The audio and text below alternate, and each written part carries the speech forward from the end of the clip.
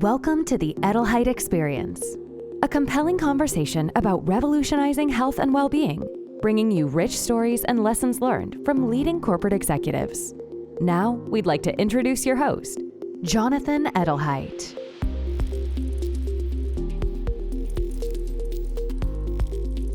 Welcome to the Edelheit Experience. This is Jonathan Edelheit. I'm excited for my guest today. I have Donna from Houston. Donna, thank you for joining us. Well, thank you for having me today.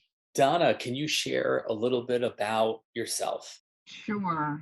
On the work side, I've got 30 plus years of benefits experience, HR experience, risk management experience. My passion is for employee benefits currently. I enjoy working for a large school district in Texas. And on the personal side, I have 4 children, 3 dogs, 1 spouse, and I'm just a very passionate person. So I am excited to be here today to speak with you about whatever questions you have for me. What kind of dogs do you have? I have a mini Australian Shepherd, I have a Chihuahua, and I have a Husky. Oh, I have a Husky too. So it's the most shedding dog possible, right? You're always cleaning. Well, I think my miniature Australian Shepherd actually takes the ball on shedding. Interesting. I've not had much problem with the Husky, but the Shepherd, oh yeah. Very interesting. It's I have a golden doodle too, and they're the opposites because the one sheds and the one doesn't shed. Oh, that's a beautiful dog.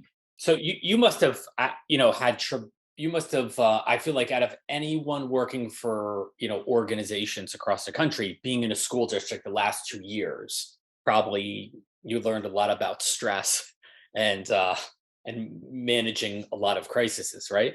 Oh, it has come in all shapes and forms and fashion. And it has been one very slow ride across the employee population here and helping them to kind of navigate through some of that. We have had challenges with employees wanting to come to work. We were working from home and we did virtual classrooms. That was very new, very difficult to quickly deploy. Very difficult for parents to understand and help their students, where before it was primarily on the teacher, but parents had to jump in there and really get their children set up for classroom, especially the smaller ones, and very difficult for teachers to teach without being able to see their students and see their faces and talk to them and give them that extra encouragement, maybe that extra hug. All that was very difficult for our teachers. And then when we finally did go back to the classroom and to our offices, everyone was very stressed out about possibly catching COVID. There's a lot of employees here, definitely teachers with classrooms full of children, everyone trying to wear their masks, trying to keep them on, trying to be compliant. And our school district had a mandatory mask wearing policy, even though the governor didn't.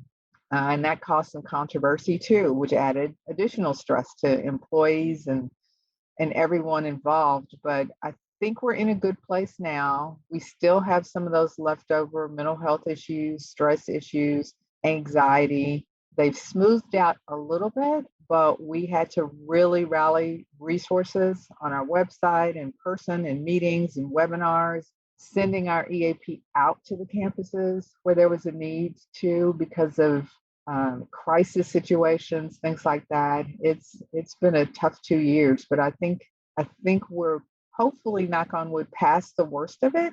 And now we're just trying to get everybody back to kind of something that's more normalized. How are you dealing with the resilience, mindfulness, mental health, the stress? Is there anything that you're doing innovative? Innovative?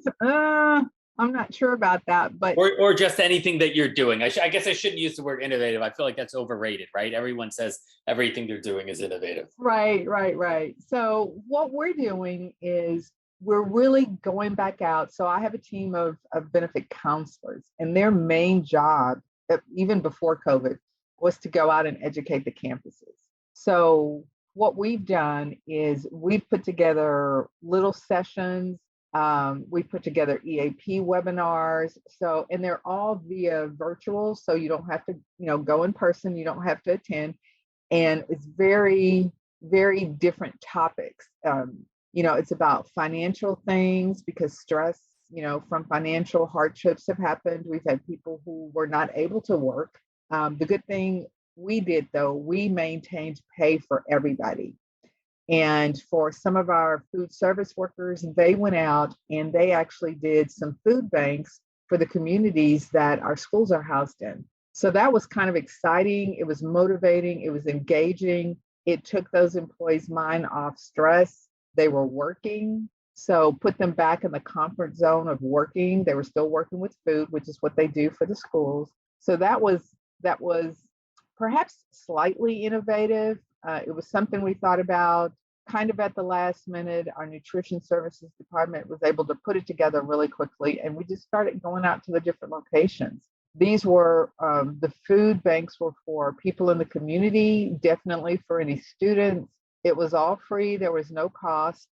You had to have patience because the lines were very long, but we were able to provide for those households that really needed it. And they were very grateful for that. So that was a big effort we had that was really successful. In terms of managing our employees and giving them what they need, we encourage them to call us, let us know if they had specific needs. We actually went out in person to many of our locations, our transportation centers, our nutrition services departments. One of our locations that houses a lot of the curriculum specialists in all of their training. We went out to those locations and just really had some conversations with the employees to say, what do you need? What are you experiencing?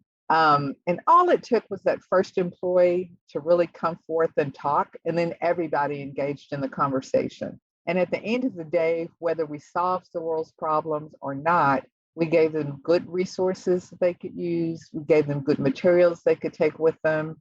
We gave them information not just for themselves, but for their families, because if the family's affected, then the employee's affected. And employees started to feel better about things and their issues. They knew where to go to seek help. If it was a physical issue, they knew where to go. We have some clinics they can go to for free. Other clinics they can go to for very little cost, like $20.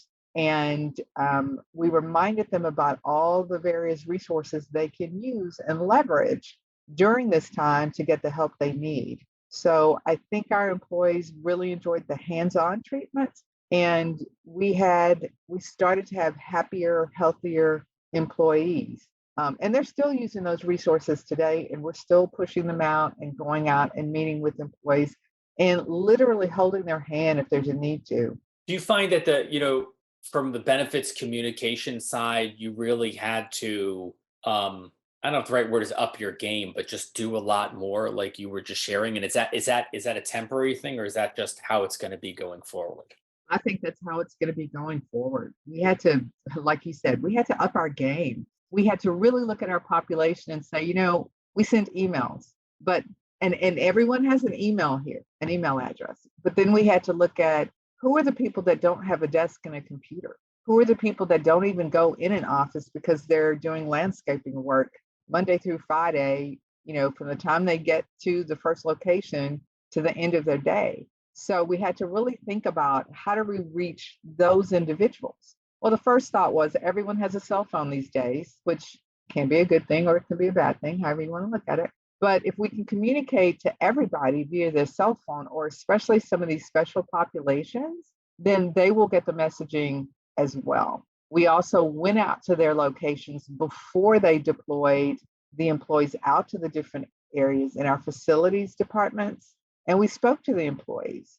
We did some mail to the home. That's old school.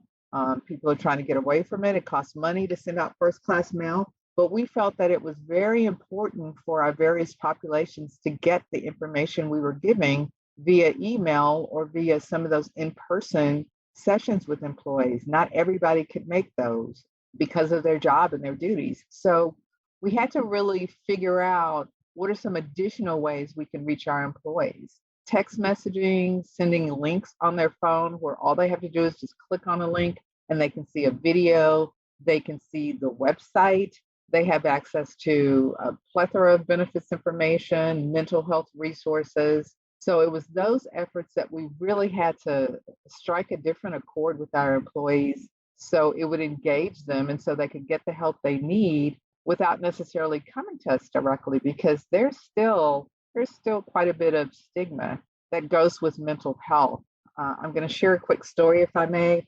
I went out to do a session at our police department, and it was the portion that was dealing with mental health. And the first thing out of one of the officers' mouth was, "I'm not crazy." And the only thing I could say is that is the perfect comment I wanted to hear right now. And let's talk about that. No, you're not crazy. Most of the people in this room are not crazy.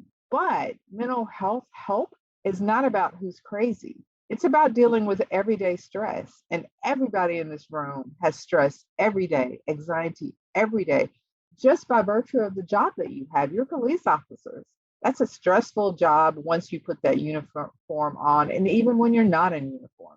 So at the end of that session, I think the police officers understood, okay, mental health doesn't mean I'm crazy. And hey, maybe I should just call the EAP just to have a conversation with them and see how that works. And several of the officers did try that, and they came back and said it wasn't as bad as they thought it was going to be. So it's also about breaking some of those barriers to healthcare and giving employees greater access, whether it's education, whether it's communication, whether it's in-person meetings with our employees. We still encourage our employees to come into our benefits department and talk to us, even though we have a benefits service center that they can call. That's an extension of us, and they're really knowledgeable. We still have employees that come in and want to sit down and talk about different things. So that's not going anywhere. It's full transparency for us to sit down and speak with our employees and just really, again, hold their hand if there's a need to do that. So benefits and how they use them and how they learn about them, worry they don't have, and they can do the job that they were hired to do for the district. That's a really, I think that it's great to hear that, because I think some organizations have kind of, I feel like, stepped back, just relied on technology,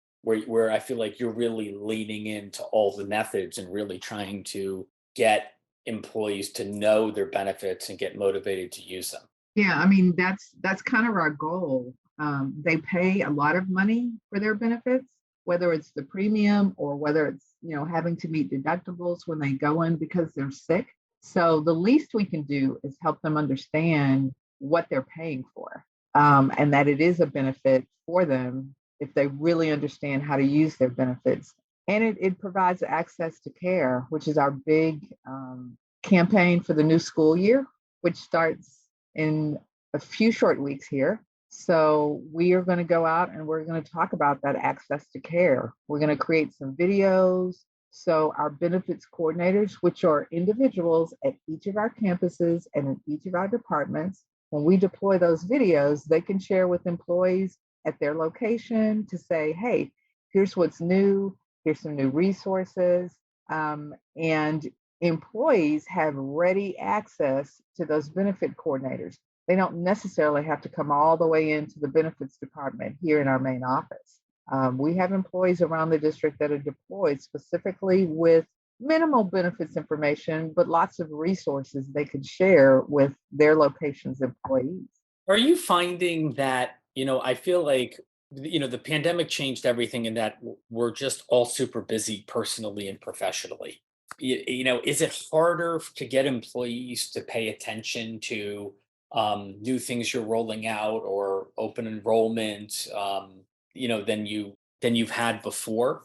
It's a lot harder. It's a lot harder. So what we have done, and I'm going to use that word innovative, but it's stuff most companies have access to. It's just a matter of how they package it. So what we've done is we've decided to match the benefits information with some fun stuff, some fun activities. So what we've done most recently and what we're going to kick off next week is we're going to bring food trucks out. Food trucks generally have healthy food and they have comfort food. So if an employee is feeling some type of way and they've had a difficult day and they want that comfort food today, they'll be able to get that. They could get it from the food truck.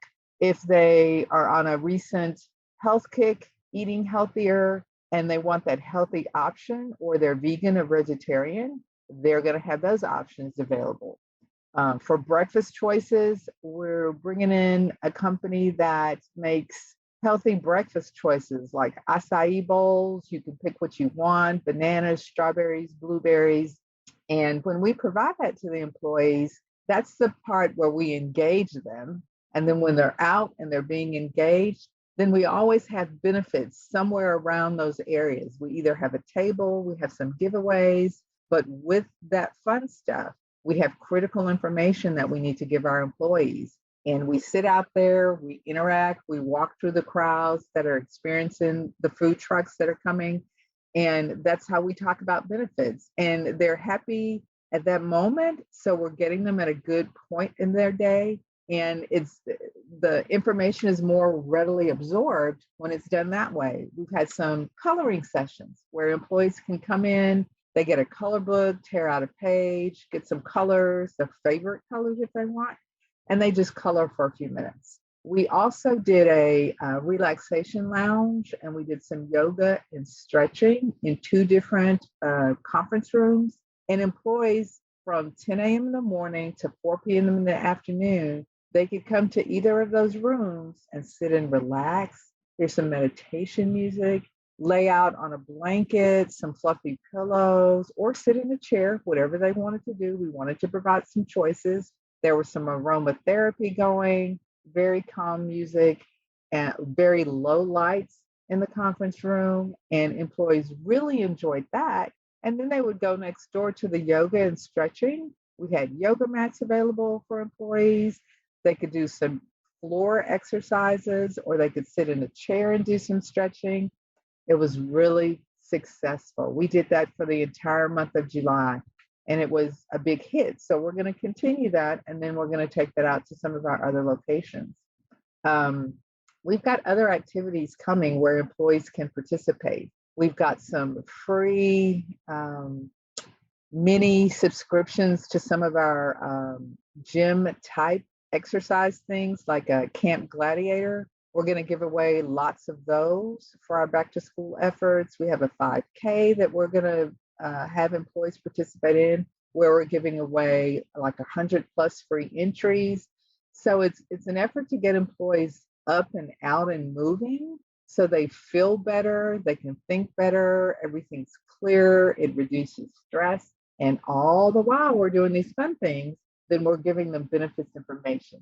Here's what a deductible is. Here's what coinsurance is. Here's how you use your benefits. You don't know what an EOB is? Well, let me tell you what it is. How does that work? We have some on-site individuals from our insurance company that sit in our benefits department. So we invite employees, if you have a complex claim, you thought you paid too much money, come in and talk to that person, schedule a Teams meeting virtually so you don't have to leave the comfort of wherever you are, and get those questions answered so you understand when you get an explanation of benefits, you know how to read it, you know where to go to find out what you're supposed to pay, and you know what to do if you pay too much. That's a lot of information for employees to digest when benefits is not their job. So we have to kind of make it fun and interesting, and we have to think, okay, here's this phrase, we have to think outside the box, because we do have to do something different. I mean, COVID itself made us up everything that we do, up the cleanliness of our offices, the way we wash our hands, for 20 seconds or more, the way we talk to people. We still see employees that are still keeping that distance when we meet with employees, and everyone, no one is getting offended by that. Everyone appreciates the fact that everyone's respecting personal space that is now bigger than just kind of an arm's length in front of you. So I think all of that together has been beneficial for our employees in the short run. Now, we're going to be tasked with, in the future, trying to keep this going and constantly thinking of newer, better things. But the way we're going to keep that going is we're going to go to the employees and we're going to ask them for suggestions. When we put together the relaxation lounge and the yoga stretching, and it's all self-guided, That came from an employee, and the employee was able to come and see how their idea came to fruition. And they were really excited about it, that a lot of employees really enjoyed their idea. So some of the best ideas come from your employees. You just have to give them the opportunity and the format to bring their ideas forward, I think. I think that's brilliant. The fact that you're really seeking it from the employees, you're trying to make things fun and interesting, to really engage them, and then segueing in, the information you need to deliver. How do you filter through, ideas? Like, I don't know if you have recommendations for other organizations of, some where they might be scared if I open this up, then maybe people will be upset if I don't choose their ideas, or maybe I'll choose the wrong ideas. Well, it's through our email box, and currently it's not an approach where, hey, we want ideas from all the employees and we send out that kind of communication or that type of email. It's the ideas that are just naturally coming in to the mailbox that we look at. There's so few of them now that we can look at every single idea and see if it works. But the employees making the suggestions know that we're a school district. There is a tight budget. So the ideas that people are mentioning take all that into consideration. So that makes our job kind of easy. We can deploy things pretty quickly when they come in. They don't cost a lot of money, and it's easy to put it together. And it's something that we can share with the entire population of HISD. And it's not just at the main office or administrative offices. It's things we can take to campuses. We are thinking about doing a survey, and it's more along the lines of, hey, employees, we've done some ideas that you all have suggested, but what would you like to see? Now, that's going to be the opening of the can of worms potentially. But I think our employees, they're going to be groups of things that are similar that employees want to see. That's what I'm anticipating anyway.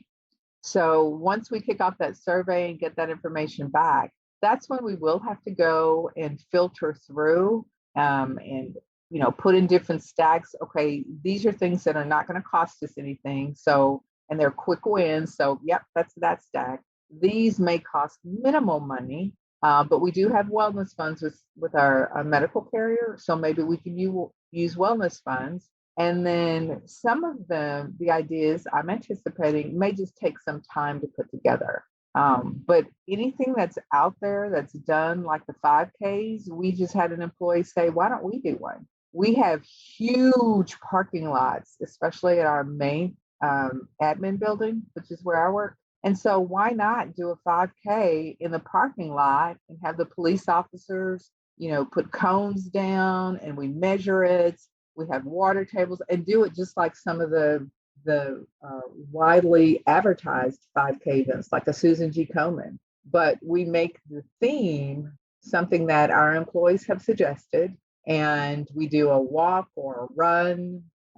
We kick it off the first year with just employees, and if it goes over really well, maybe the subsequent year we invite families to come out and have a 1K kids run, and kind of have a field day approach. At the schools, they have field day for the students toward the end of school, and they have, races and balloons and popcorn and just kind of fun stuff. So why not have that for the employees? Employees would enjoy that just as much. So we're looking forward to getting kind of massive feedback from employees to see kind of what are they thinking about, and what do they want to see. And then we feel confident we're going to get some good ideas that we can bring forward and really show employees, hey, we're listening to you. We're doing some of the things that you've suggested. And then recognizing those employees who've brought those ideas forward, and that engages the employee. If an employee sees that their suggestion was used, that employee is going to be engaged, no problem. And then they can kind of be the cheerleader for the employees in their location, and it just kind of builds like wildfire. That's our hope. Is there anything on your bucket list that you're hoping the feedback comes back saying a bunch of them say, let's go do this, something you've wanted to do? I'm hopeful. I'll be honest, trying to think of what we can do and continue to do to engage employees, things that are constantly different and constantly changing. Whew, I'm a little brain dead from trying to think of ideas, but we have very creative people here. So I'm going to depend on the feedback we get to kind of give us some new ideas, things we haven't thought of, maybe things that are being done in the community that we could do for our employees here. Because right now, at this point, I am fresh out of ideas. So, Well, I that's mean, good though. I mean, it's always great to have a great base of people who can provide that creativity. Now, there with so many solutions or vendors or point solutions, like how do you how do you compile all that so it's easy for employees to kind of really access and utilize everything? And is it where you'd want it to be? Or do you feel like the industry's got to work to make it simpler for like you and what you're doing and the employee to access everything and their benefits? well, I think we've done a really good job. We still have work, but I think we've done a pretty good job on getting the information to the employee so they know how to access the benefits they have. Where we're reviewing right now is we're talking to a lot of different companies that bring a lot of unique things to the table. And we've talked to about 40 plus companies right now.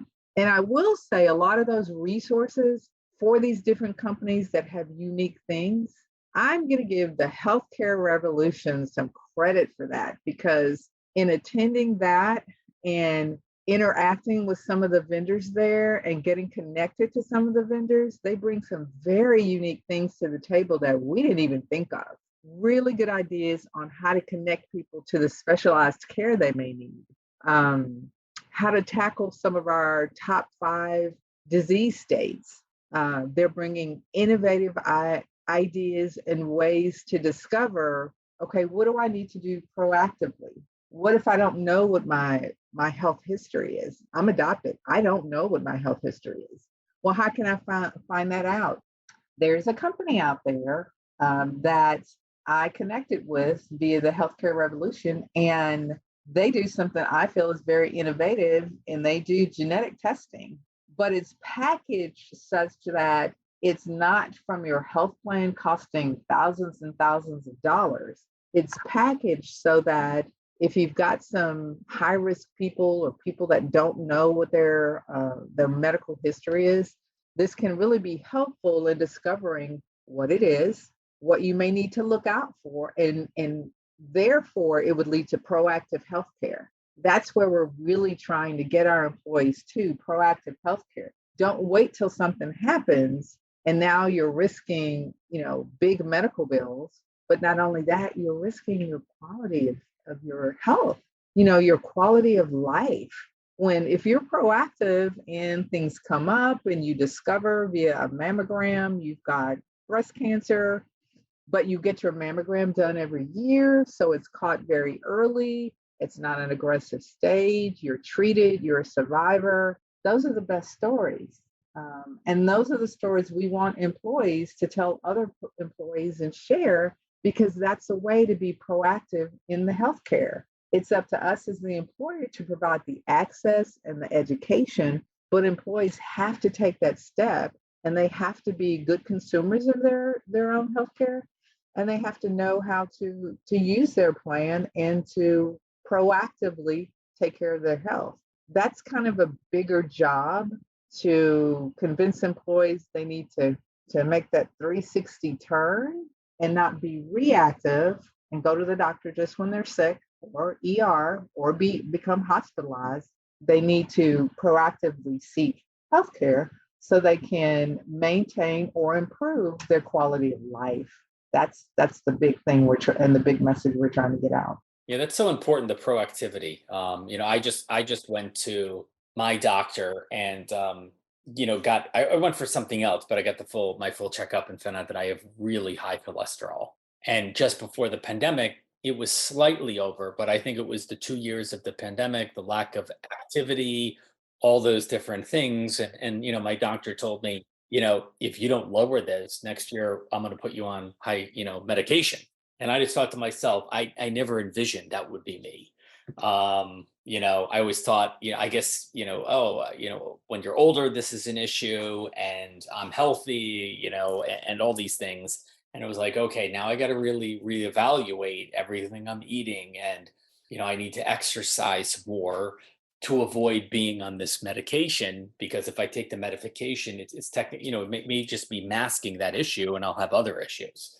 But I think getting people more engaged and aware and active and trying to, step forward is really, where we need everyone to be. Yeah, I would agree. I would agree. And the more we talk about it and the more we have those examples, and push forward with those real life examples, um, then the better off our population will be. And hopefully they listen and garner some nugget of, here's what I need to do for my health so I'm not on medication. The best example is diabetes. It is so preventable. Type 2 diabetes, so preventable, and relatively easy to manage. So for those people whose A1C and cholesterol and blood pressure is going up because of the potential for diabetes, there's things they can do on the front end to make sure it doesn't go into a full diabetes state. I am the poster child. I am diabetic. I didn't listen to my doctor when he said, if you don't do something, you're going to be on medication. Well, now I'm on medication. But the good news is I finally found a specialist who I love. And she said, here's what we're going to do. Here's the plan. If you stick with me, you're going to be in a much better state. And I'll tell you, with a 42-pound weight loss and a reduction in the milligram and timing around when I take the medication, then I'm set on a goal to be medication free by the end of this year. That's super exciting. That's super exciting. I'm so excited about it, but I want to be able to take that story out to our population and share with them. It was a little difficult to start, but once you see those first few pounds, it is easy to keep going. And then when you get to 10, you're like, woohoo, let me keep going. And then you get to 15 and it's like, oh, score. And then when that dress that you couldn't get in starts fitting, or those pair of pants, or your shoes even fit better, and now you can walk in them better, it's a good feeling. And I want employees to experience that and understand that they too can be medication free.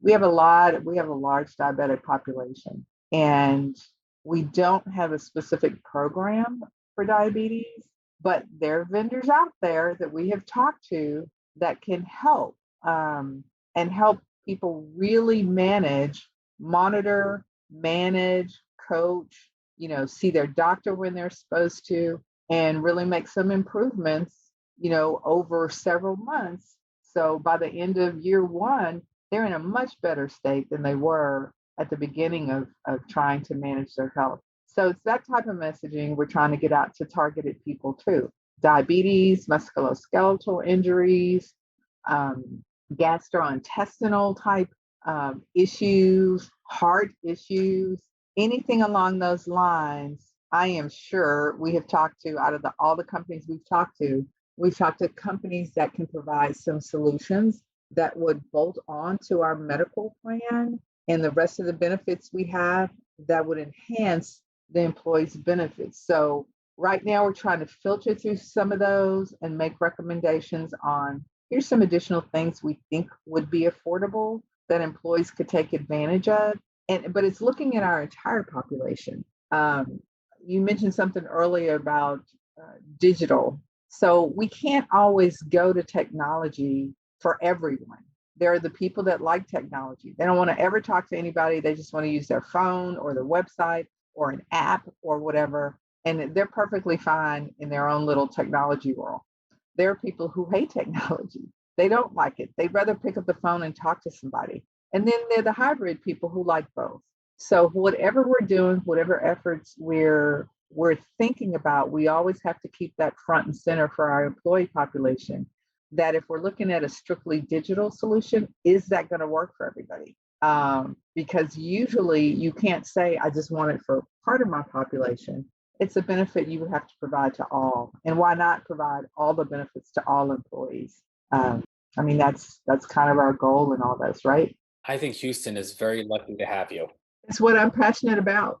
You can tell you're passionate, and it's that I think it's just very clear that you're really trying to make a big difference and, personalized and reach everyone. And I think that that's what in today's world, that's what people need, and they need that creativity and that constant passion to do things differently and help people. Right. And I think that your story is highly motivating, because when you get off the meds, it's going to be an amazing story to tell other people that, like, that could be them too.